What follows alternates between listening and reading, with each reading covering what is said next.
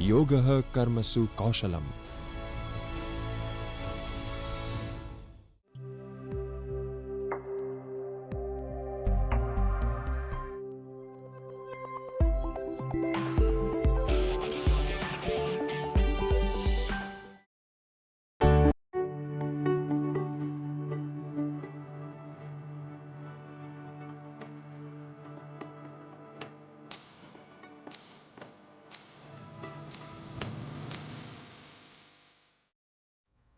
Hello students, my name is Ishan Shenolikar and today I will be speaking about price floors. Let us start with the objectives of this session. First, we try and understand the definition and purpose of price floors. Next, we move to understand the policy measure of price floors using graph and an example. Finally, we move to look at a case of US agricultural market and another case of minimum wage. Let us start with definition and purpose of price floors. A price floor is a government imposed minimum price that must be paid for a good or a service. This minimum price is set above the equilibrium price, the price at which the quantity of goods supplied equals quantity demanded in a free market. The primary purpose of price floor is to ensure that producers of certain goods and services receive a minimum income which is particularly relevant in markets that the government deems critical for economic stability or social welfare, such as agriculture or labor markets typically. Let us look at the implementation of price floors. Price floors are typically implemented in two key markets. First is agricultural markets. That is to ensure farmers can cover their costs and sustain agricultural production. Governments may set minimum prices for crops or livestock. The second market is the labor market.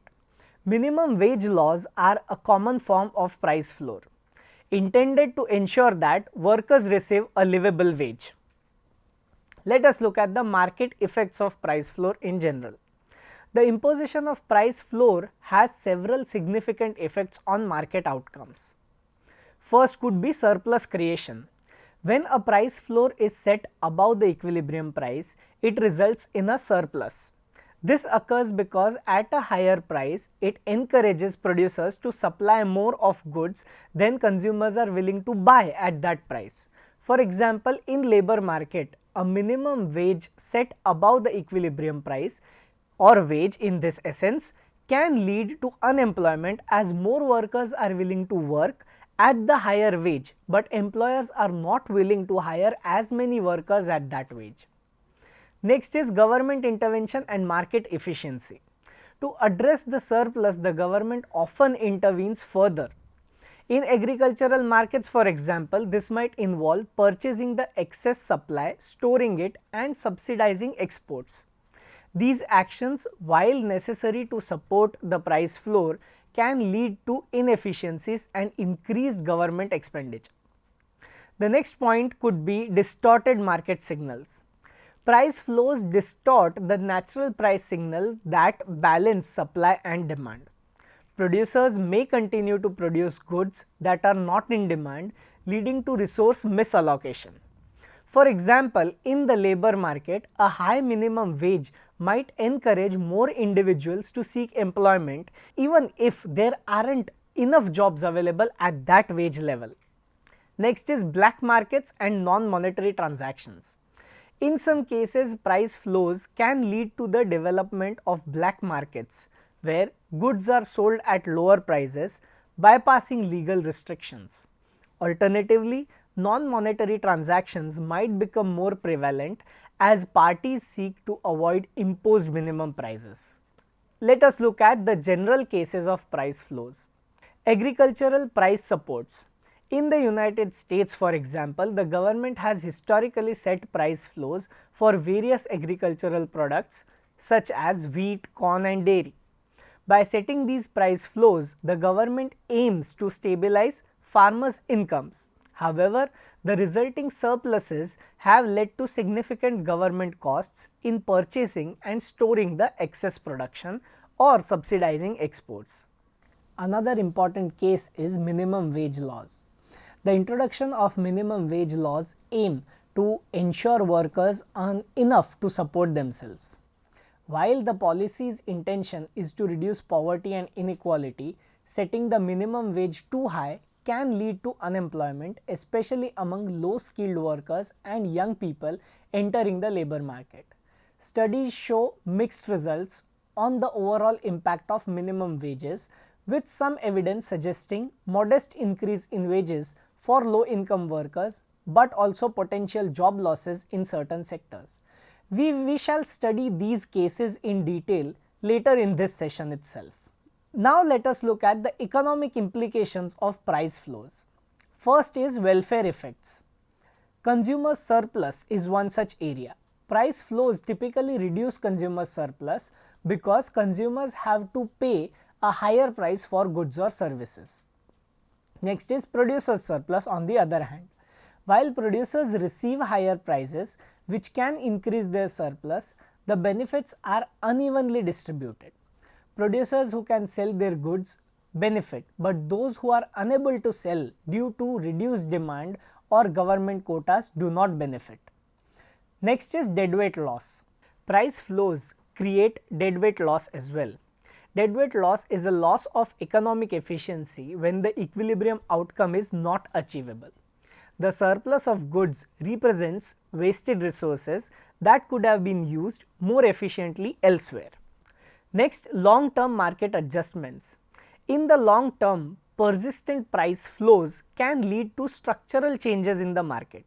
Producers might invest more in subsidized sector, drawing resources away from potentially more efficient or innovative sectors. Over time, this can hamper economic growth and flexibility. So overall, if we look at the conclusion, then price floors are significant economic policy tool used to stabilize markets and ensure minimum income levels for producers and workers. While they can achieve short-term policy goals such as supporting farmers or ensuring livable wages, they also introduce market distortions. Now let us move to graphical analysis with a proper example. First, we again introduce price floors in a different aspect. So as we have seen, a price floor is a government imposed minimum price that must be paid for a good or a service, generally set above the equilibrium price where market naturally settles. This measure is often taken to ensure that the producers receive a minimum income, especially in markets deemed critical such as agriculture or labor. Let us take a case or an example of the ice cream market. So let us explore the impact of price floor using the example of ice cream market. Suppose the government, influenced by, let us say, the National Organization of Ice Cream Makers, which are the producers, decides that the equilibrium price of $3 per cone is too low to sustain their members' livelihoods. To address this, the government sets a price floor. Let us understand what do we mean by a non-binding price floor. First, consider a scenario where the government imposes a price floor of $2 per cone while the equilibrium price is $3.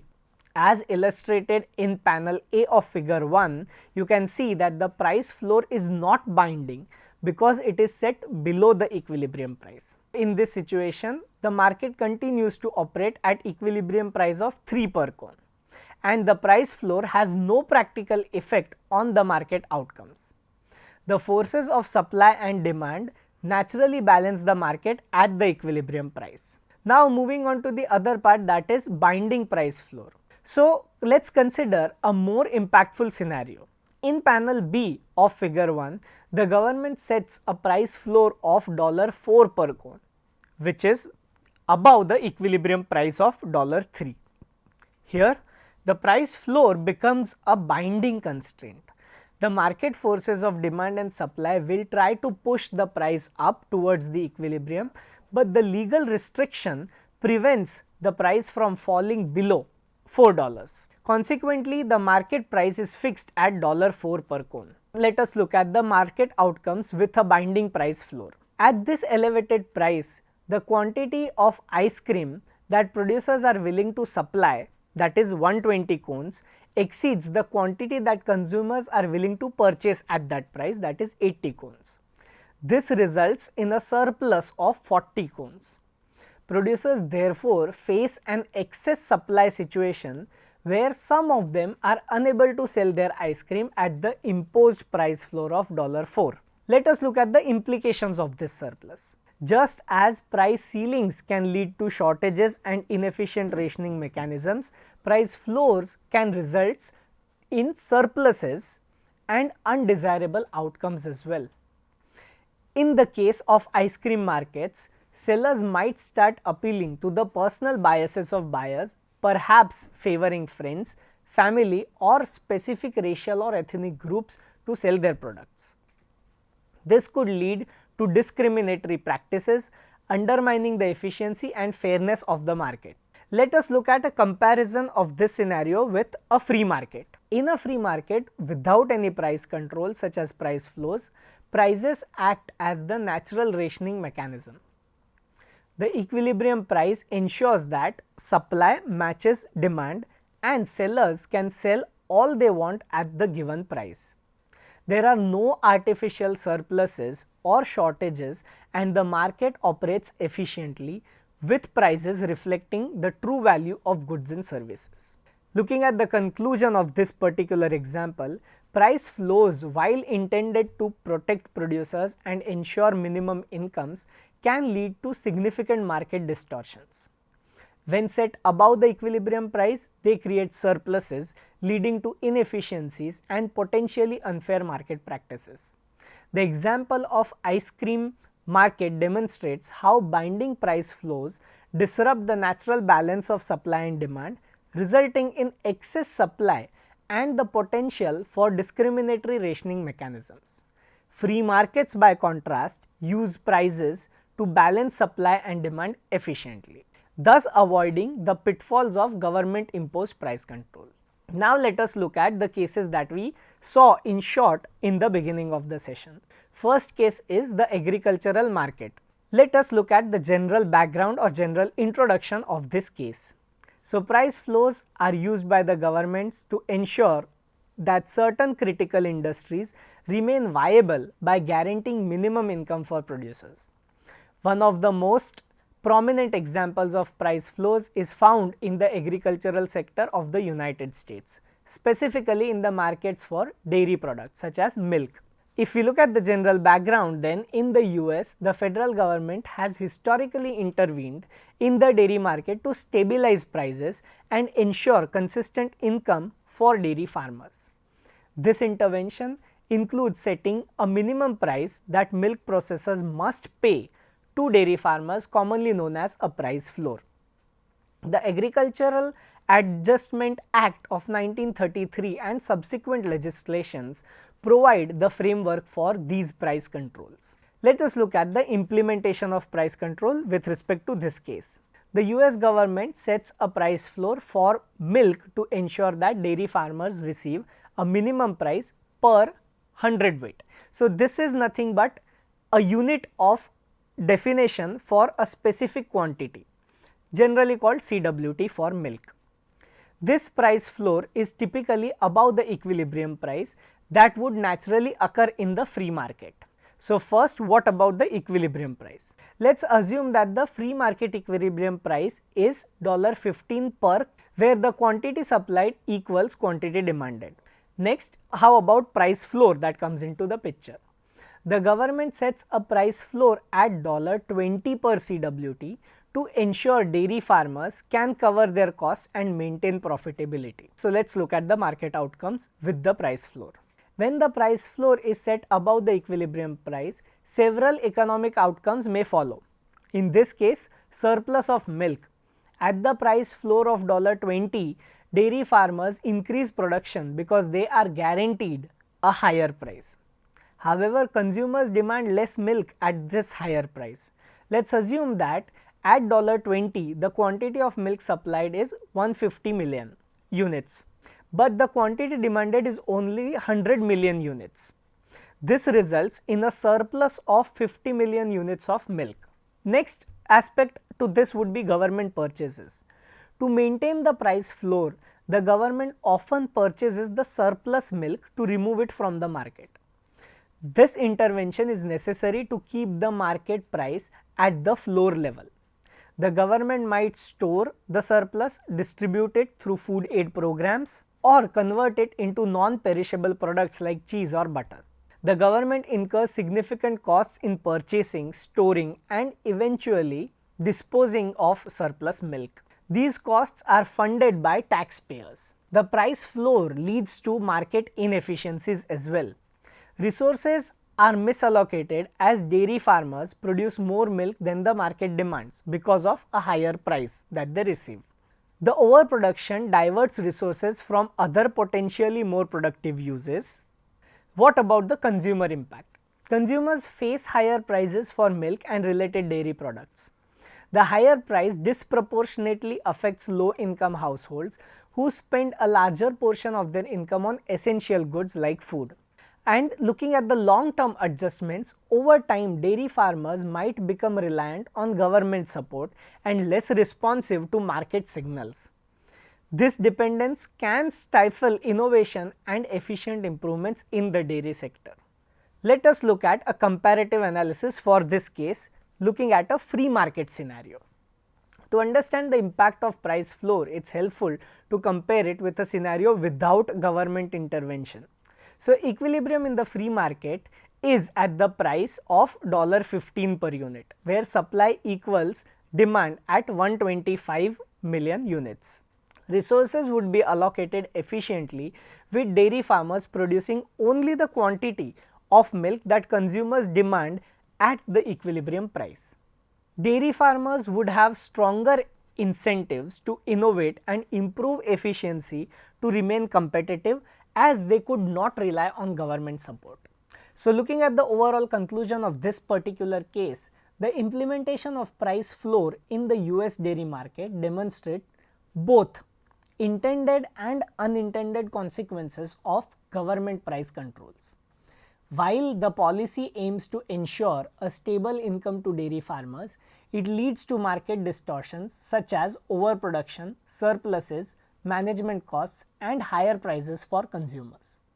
This case study highlights the importance of considering both short-term and long-term effects when evaluating economic policies like price floors.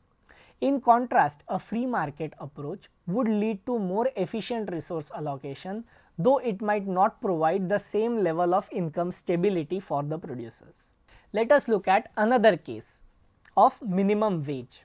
A minimum wage represents a legally set lowest hourly rate that employers are mandated to pay to their workers.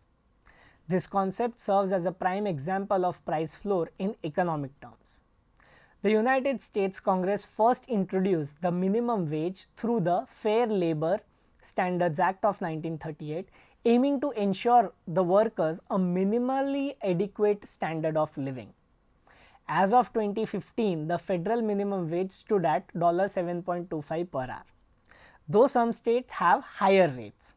European countries also enforce minimum wage laws, often at levels significantly higher than the US. For example, even though the average income in France is about 30% lower than the US, the French minimum wage is over 30% higher. Let us go to the case and get into the dynamics of minimum wage. To comprehend the effects of minimum wage, it is essential to consider the labor market. The labor market operates under the principle of supply and demand, where workers supply labor and firms demand it. In the absence of government intervention, wages naturally adjust to balance labor supply and labor demand.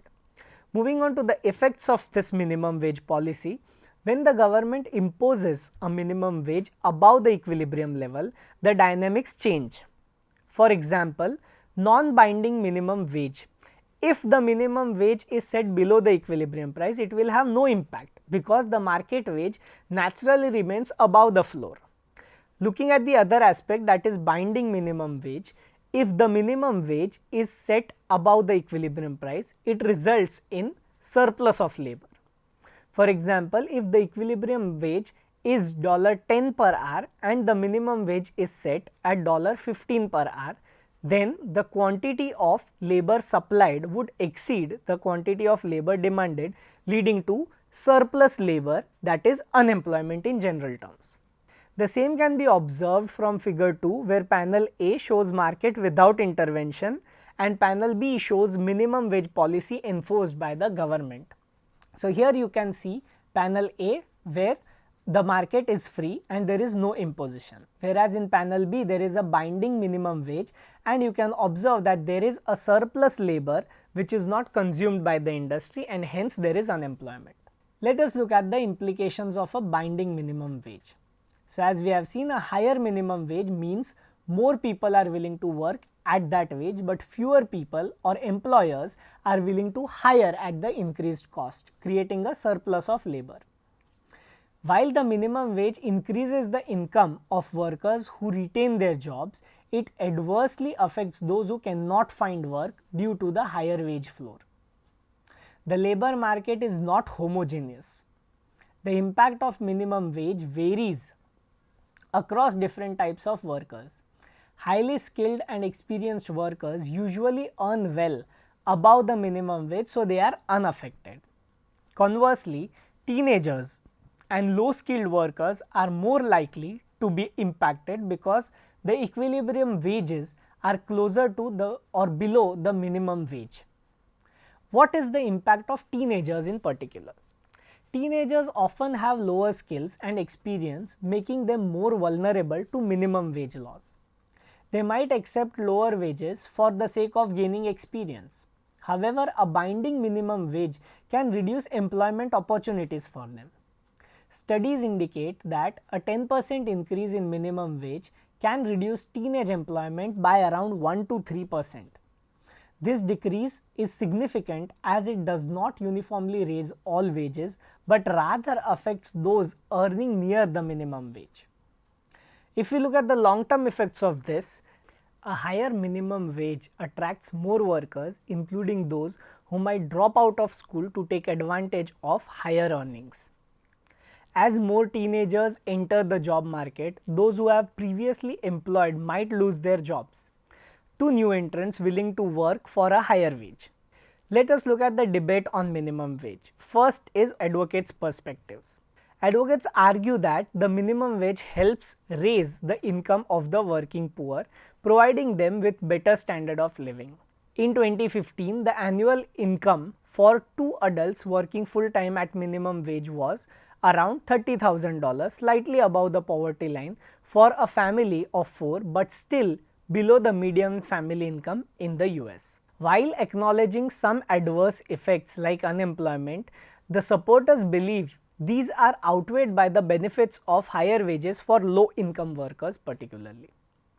Now let us look at the opponents' perspective who are against such a policy. Opponents highlight that a higher minimum wage can lead to job losses, particularly among teenagers or low skilled workers. Higher wages might encourage teenagers to drop out of schools, disrupting their education and long-term earning potential. The minimum wage is seen as poorly targeted because not all minimum wage earners are from poor households. Many teenagers from middle class families are working in part-time jobs. So overall, if we conclude this study, then the minimum wage as a price floor is crucial economic policy aimed at ensuring fair pay for low-income workers. Its implementation affects labor market dynamics, leading to both positive and negative outcomes. While it can raise standard of living for some workers, it can also result in unemployment and market inefficiencies. Policymakers in general must be very careful while considering the impacts when setting any of such minimum price floors laws, whether it is minimum wage or minimum support prices in the agricultural market. This can avoid all the inefficiencies and market failures that we observe because of the failure of this policy of price floors. I hope you have understood and enjoyed the session. Thank you so much.